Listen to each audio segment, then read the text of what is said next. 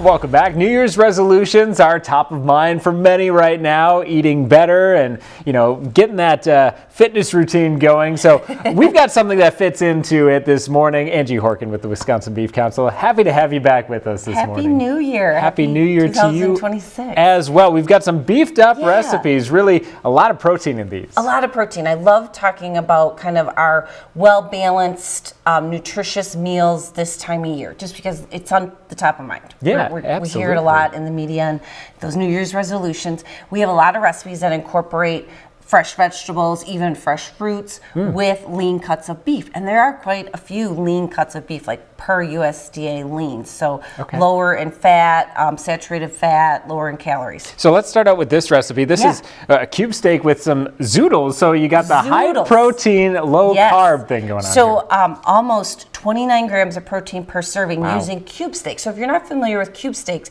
they're usually made from a round steak and they're tenderized. So that's why they're called cubed.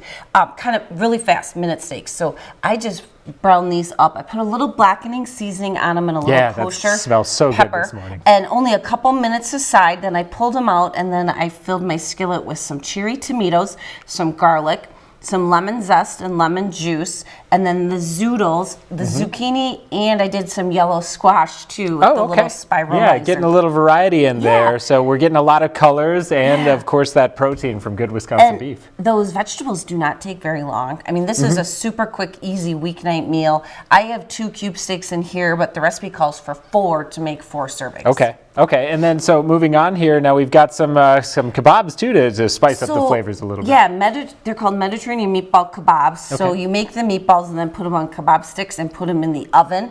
I just pulled them off and kind of served them like this. So you could scoop them up and put them in naan bread.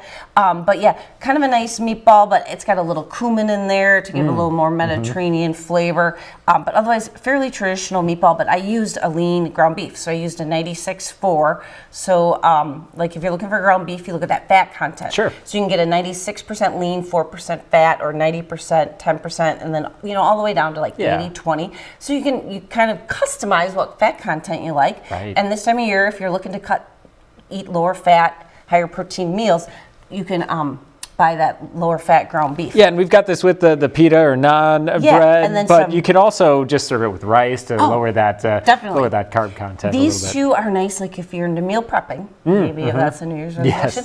Make a whole batch of these up or a couple batches. It makes 12 large meatballs with a pound of ground beef.